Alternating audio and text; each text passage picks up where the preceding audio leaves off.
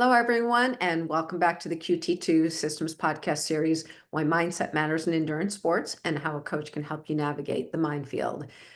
For this six-part series, I'd like to welcome back QT2 owner and head coach Tim Snow. Welcome back, Tim. How you doing? Good. So we set up in episode one, we just kind of set things up, set the stage for what mindset is and why it's important and some strategies that an athlete can use. So I want to start today with the first strategy that you've identified, which is setting and managing appropriate expectations. So maybe you can just start by saying, what that means. Like what did you intend with those words? Yeah, I think who was I writing to when I wrote that section? Um, I was writing to the athlete who I think a couple of things, a couple of people, well, a couple of different mindsets. Um, I was writing to the athlete who anytime they lace up, expects a PR, and or the athlete who loses sight of where they are in a training process, right? And I think because I'm very pro racing in triathlon, running, cycling, whatever you want to do. If an athlete wants to race, I want them to race. I absolutely want them to race. But there's a disclaimer on that.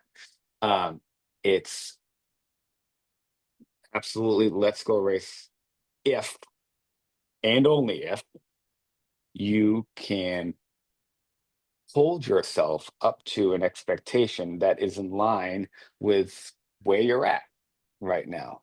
And so, because training, basically what we do in training is we start here in fitness wise, and we aim to get here fitness wise and kind of progress along the way. And then once that we peak out, we take a little bit off, and now this sits over here. And instead of being here, now maybe we're starting up here, and the next time we're going to aim to get here. Okay, and we're going to go, and that's how it's best done. You try to repeat that as many times as possible in the course of a training career, a cycle. Well, it's not cycle, but training career. You try to duplicate or replicate as many macro cycles of training as you can. Um, but it requires you to be at different levels of fitness throughout the time. If I want to be at my best here, I have to be much less than my best here and all the way up. And I don't know about you, but when I first got into the sport, I used to pride myself on the idea of always being in shape. Right. On any given Wednesday, I could go run a 3 hour marathon. No problem at all. Right, but I couldn't run any faster than that. On Sunday, I might run a 2:56, right?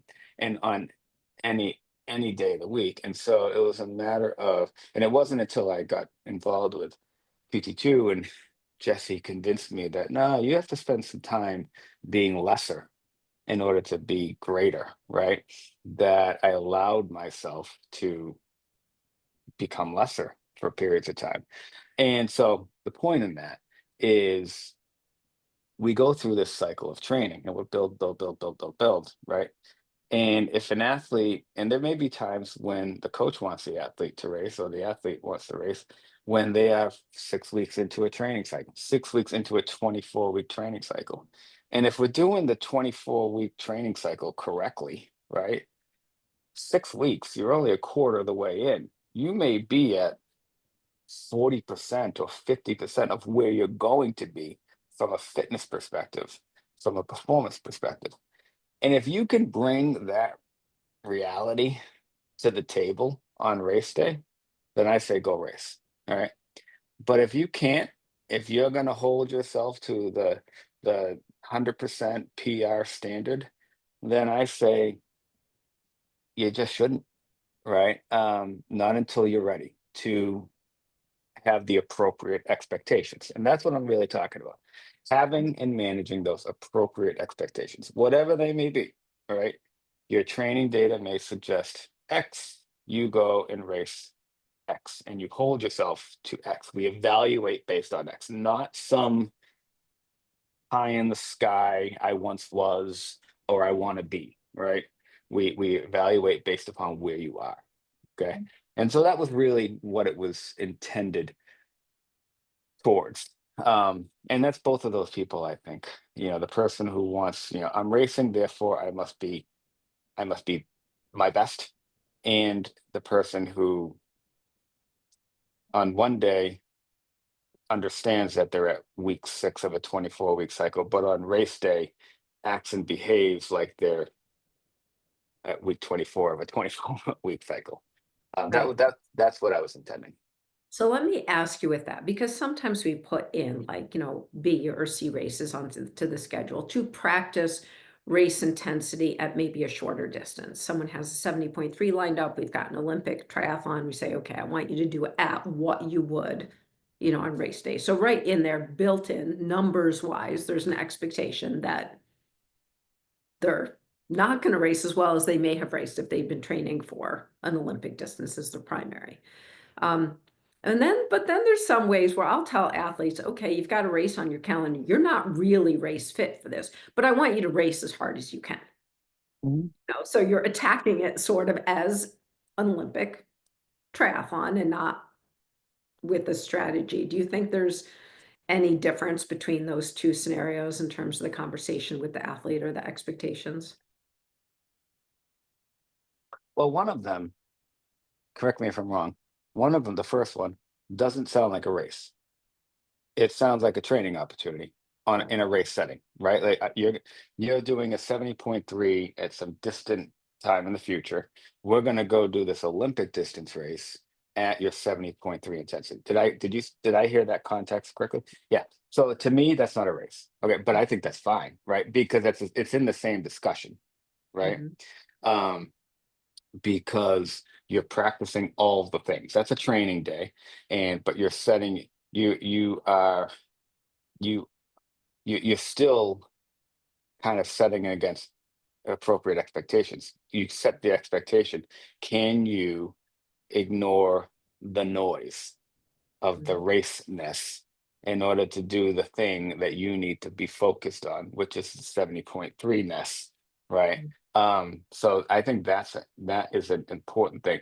That's the a lot of what I wrote about has to do with like rationalities and irrationalities, and when the irrationalities sneak in, because we are perfectly rational on one day, and then same conversation 3 days later, this other complete uh, 180 occurs to irrationality, and so when the athlete who races at a 70.3 intensity but then expects to have an Olympic distance type result, or even if they stuck to their what they were supposed to do on their day, and they're displeased with their placing, right?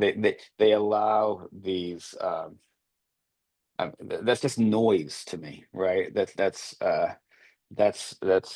you're allowing other factors into the equation that have nothing to do with the reality of what we were doing Mhm. and what would or should have been. Um, the second scene that you set, what remind me of the second scene? Second It was, scene was you just go in and you're just going to race as hard as you can. yeah, yeah. I mean I think that's a great opportunity to find out where you're at, Mhm. right? Like and kind of almost pull away the idea of expectation. So I think for the athlete to do that, right, they have to in part void themselves of expectation, so that they at least in the moment, right? You can look at that after the fact, right? But if you get it, I think it's a really good opportunity for self-discovery for the athlete to see, okay, this is the work we've been doing. I don't necessarily know that you are 100% race ready, and I think there's more growth to be had. Okay, like my objective uh, thinking is that we're going to get another 10, 15, 20% out of you fitness wise, but let's go test what the basis off of that 10 or 15% is. Is it here, or are you going to go and show us that, like, oh, we've been underestimating you for a while, it's actually here, right? Then that's a difference. um and so I think it's a really good opportunity for the athlete to kind of showcase if there is more than, because you know athletes, right? And you and I have talked about these athletes. They show up on race day, right? And if you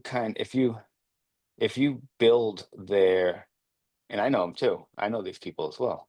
They walk amongst us. But if you build their race day expectations off of, say, their training numbers, you're holding them back, right? I mean, they're holding themselves back, but they kind of need this opportunity to show that, like, oh no, I actually typically exceed my training metrics by 3, 5, 8% kind of thing. So you can know that, go and build an appropriate race day expectation for them, for the big one, whatever that may be.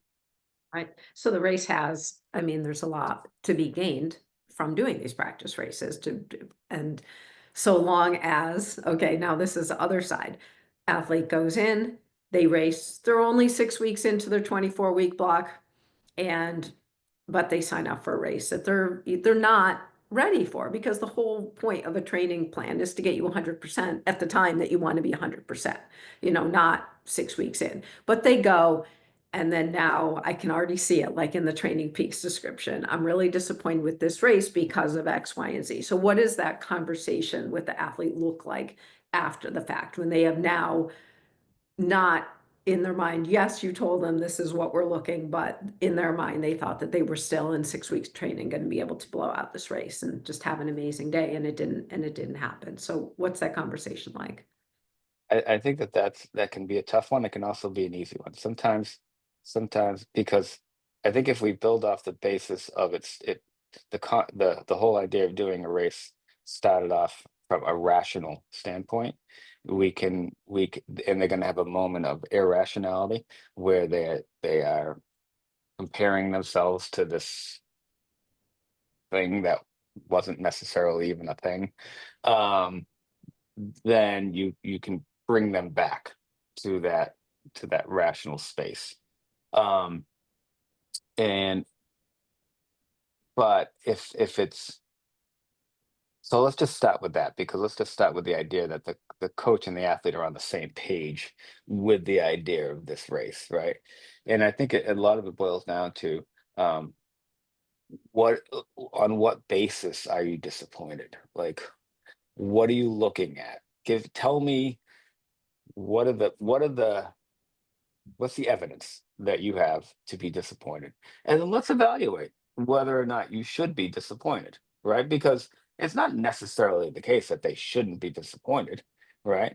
Um, it's this is not like a toxically positive, like, um thing that we just race no matter what, we're happy no matter what. You may be disappointed in your performance, but let's make sure that we agree on the standard, Mhm. right? And sometimes you can have that conversation ahead of time, right? And even if you do have that conversation ahead of time, I mean, it's probably best to have that conversation ahead of time. But even if you do have that conversation ahead of time, sometimes goalposts move, and and you have to kind of bring them back to, no, no, no, no, no, you move that from where we had it to where you put it.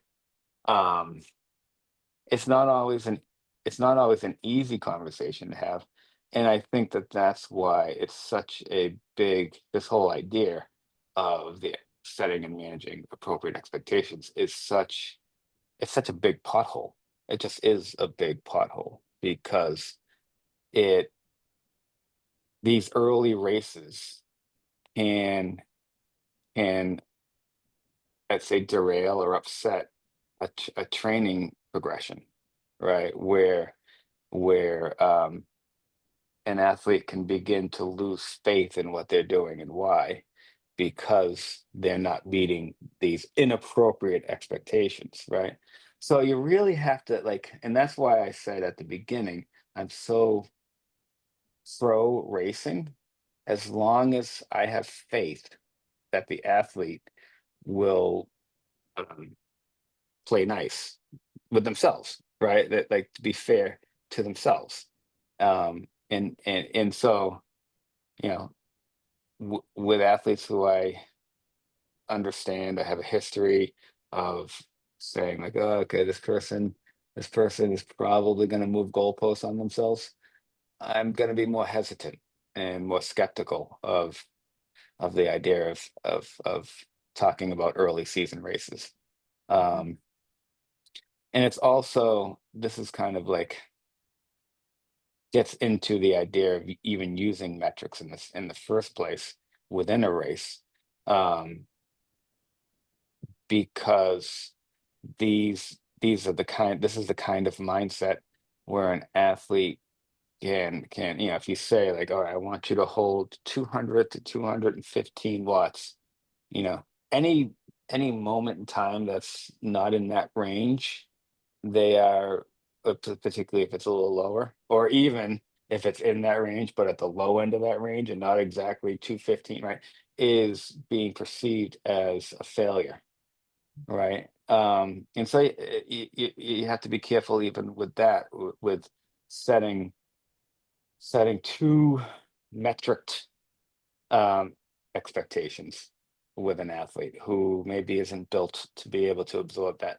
Other athletes are totally built to absorb that kind of stuff, and they handle that stuff with much more ease and uh, an overword used right now, but overused word right now, but grace. They can they give themselves some grace. Um, and I think that a lot of the exploration has to go into the self-talk that an athlete is utilizing. Um, you really have to explore a lot of that because you can't defend an athlete against themselves as much as you try. And you really have to be careful of giving an athlete fuel with which to demote themselves, right? I will oftentimes just exit conversations with athletes because, yeah, you fall into a little bit of a trap of, they'll say, I suck because X, right? And you say, no, no, no, no, no, no, that's blah blah blah, right? And they say, well, no, but this is another reason why I suck. And then you defend that, and they say, no, no, no. And I find myself like, what am I doing here? I'm only giving them the fuel with which to dig their heels in even deeper, right? But because they're not going to allow me to be right here, right? Mhm. Right? And so I I just have to get out of here. I have to get out of this conversation for the sake of them. Right?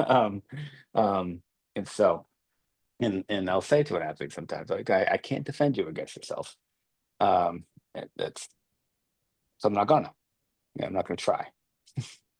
So I think that that ties in with with the second scenario, which is the athlete who doesn't have the same expectations that you do. You may have had the conversation, you talk about it in advance, you say, this is what, this is where you are, but they in their mind think that they are going to perform at 99% of potential instead of 85% of potential. So after the fact, everything went perfectly from oh, it wasn't rainy, the water wasn't, it wasn't choppy, I didn't have a flat tire, I fueled right, all this stuff like that you goes right. Let's say it's a perfect race from that standpoint, but they're still underperforming relative to what their potential is. So what is that? How does that conversation play out when they're upset about that?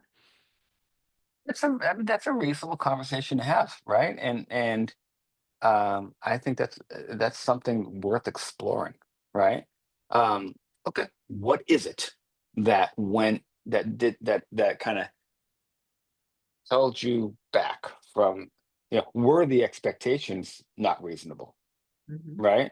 Um, This is the 6 weeks into the training cycle, right? right, but were we expecting you to be in slightly better fitness than you were? Possible, right? Um, or what was going on? What kind of like covert thinking might have been going on that kept you from executing the way that we thought you could execute? And that, I think, is healthy. That is that because that's where growth comes from, right? We were expecting this, we got this. Now, how do we figure we reevaluate and confirm that this was reasonable, right? Okay, now once we confirm that this was reasonable, or even if it wasn't reasonable, how should it have been adjusted, right? And then we explore the difference, right? The difference isn't a difference, right? Um, and okay, let's try a little bit of this, let's try a little bit of that. And that is a very, very I think that goes back to that kind of first principle, which was one of the coach's roles is to comfort the challenged, right? That there's a the coach has to help the athlete get to where they were quote unquote supposed to be, right?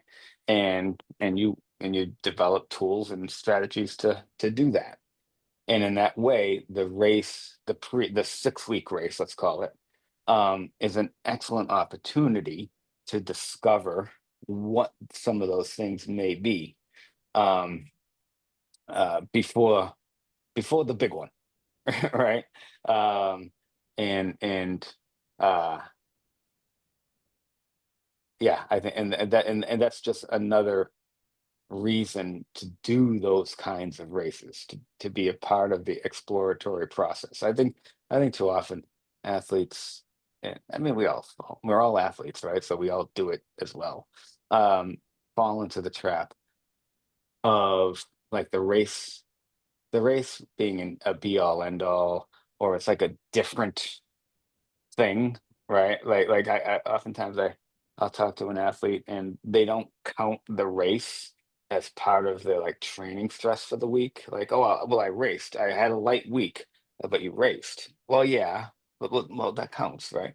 And so they kind of treat it as this different thing and not part of the whole training process as well. And like, yeah, we get some physical gain out of the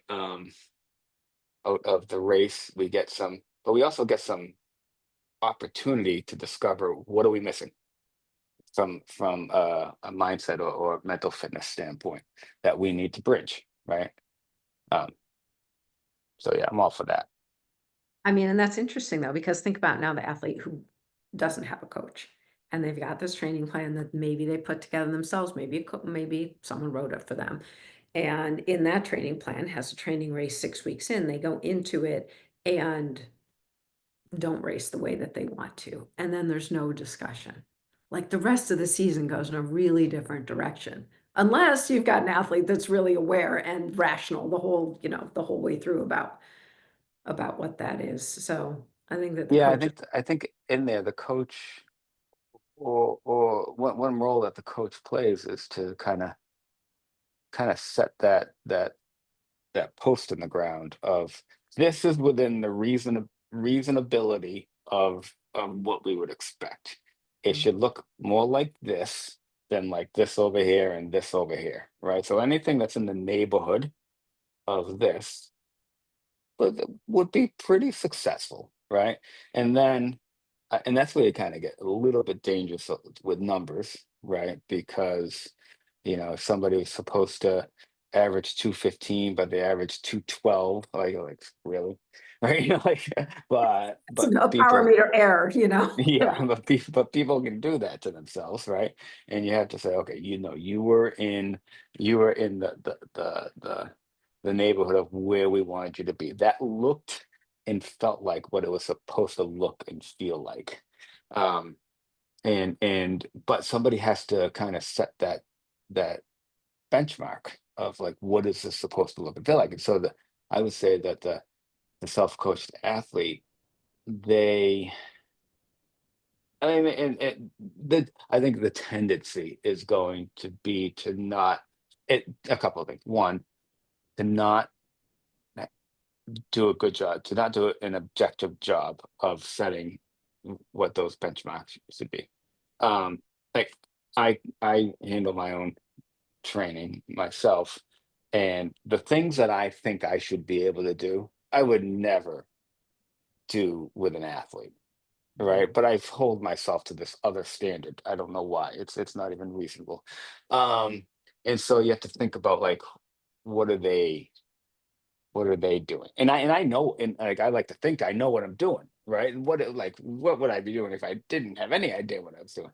So you have that the person is not is setting some kind of a framework or a benchmark, but not being objective about it. And then there's the other, I think another case is where there is just no benchmark, right? Mhm. Which I think is probably better, honestly, than the kind of the random benchmark. Um, I think the no benchmark, but although it can have if the athlete can just go out there and do now, then they maybe now they have a benchmark that they can base themselves on, right? But the athlete who is coaching themselves is probably not necessarily always going to do a great job of seeing things from the 30,000-foot view and recognizing that I'm at the 6 week spot right now. I should be somewhere else 12 weeks and somewhere else 18 weeks. And like, how much different should I be? How much? Um, so yeah, that would be my answer for that. Yeah. All right. I think that this is a good spot to wrap up this episode. We'll come back the next time talking about the second strategy, which is recognizing controllables and uncontrollables. I think of all of them. This is one of my favorite ones. So I'm looking forward to talking about that next. Sounds good.